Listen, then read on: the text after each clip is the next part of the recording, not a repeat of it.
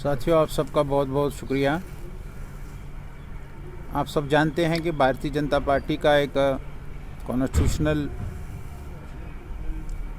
System है कि हम 3 महीने के बाद अपनी नेशनल एग्जीक्यूटिव कमेटी होती है, उसके बाद स्टेट एग्जीक्यूटिव कमेटी होती है और उसके बाद डिस्ट्रिक्ट एग्जीक्यूटिव कमेटीज़ और उसके बाद कॉन्स्टिट्यूंसी एग्जीक्यूटिव कमेटीज़ की मीटिंग होती है।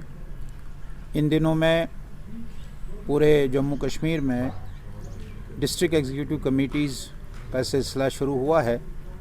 पिछले दिनों हमने विजयपुर, सांबा में, जम्मू में स्टेट की वर्किंग कमेटी की और उसके बाद हम 6 दिसंबर तक अपने यहाँ जो हमारे 20 ज़िले हैं, इन 20 ज़िलों में अपनी डिस्ट्रिक्ट वर्किंग कमेटीज़ पूरी करेंगे और बाद में 87 कॉन्स्टिट्यूंसीज़ जो अब 83 रह गई हैं, तो 83 कॉन्स्टिट्यूंसीज़ की वर्किंग कमेटी ये हम 22 दिसंबर तक करेंगे।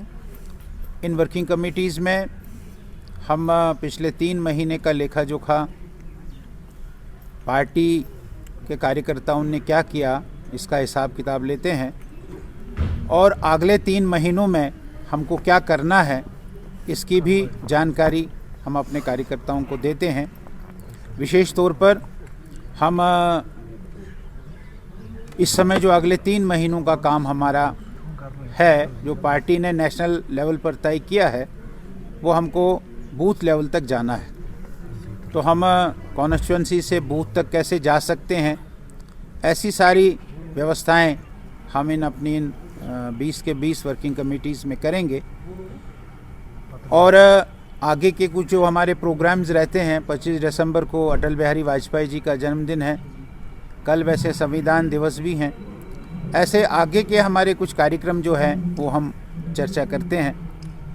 प्रधानमंत्री जी की मन की बात जो हर महीने के आखिरी रविवार को होती है, उसमें पार्टिसिपेशन बढ़े, अधिक से अधिक स्थानों पर प्रधानमंत्री की मन की बात सुनी जाए, ऐसा भी हम इन मीटिंग्स में करते हैं।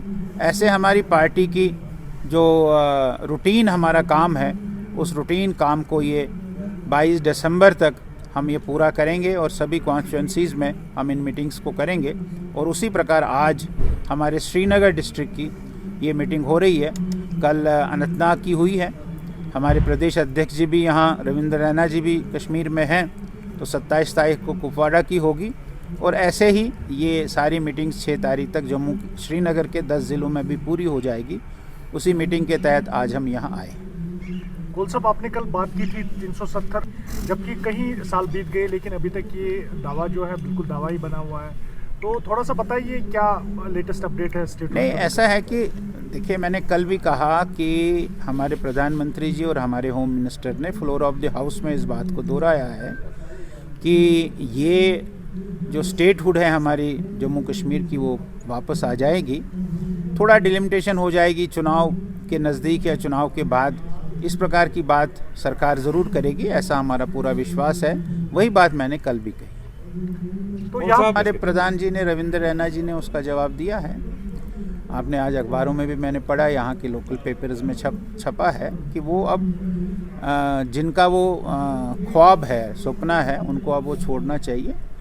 भारतीय जनता पार्टी और यहाँ के लोग, दोनों लोग अब आर्टिकल 370 को दोबारा से जम्मू कश्मीर में लाने के लिए ना कोई तैयारी है और ना कोई ये वापस आ जाएगा, ऐसा पूरा विश्वास है मेरा। कौन साहब, आप सर? नहीं, वो मैंने बताया है, कल भी बताया मैंने कि एक जो इलेक्टेड रिप्रेजेंटेटिव्स होते हैं, इलेक्टेड रिप्रेजेंटेटिव्स का बड़ा रोल होता है और लोगों की इजी एक्सेस होती है।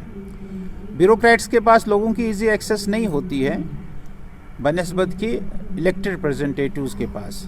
लेकिन आप देखते हैं कि यहाँ हमारे डीडीसी के मेंबरान चुन गए हैं, हर ज़िले का एक चेयरमैन है, डिप्टी चेयरमैन है, बीडीसी के चेयरमैन चुने गए हैं, सरपंच चुने गए हैं। ये भी एक रिप्रेजेंटेटिव है जो लोग उनके पास जाकर अपने काम को करवाते हैं। और पिछले कुछ दिनों में आपने देखा होगा कि जो हमारे डिस्ट्रिक्ट डेवलपमेंट बोर्ड के चेयरमैन्स हैं, उनकी ताकत और बढ़ गई है। शुरू में शायद इस कारण से नहीं थी कि अभी शुरुआत थी, लेकिन अब डिस्ट्रिक्ट डेवलपमेंट बोर्ड के चेयरमैन्स काफ़ी एक्टिव हो गए हैं। सरकार के साथ वो सीधी बात भी करते हैं, लोगों के साथ भी सीधी बात करते हैं। लेकिन असेंबली जब आती है और उसका जो मेंबर होता है वो भी एक रिप्रेजेंटेटिव होता है, वो रिप्रेजेंटेटिव भी काफ़ी पावरफुल होता है।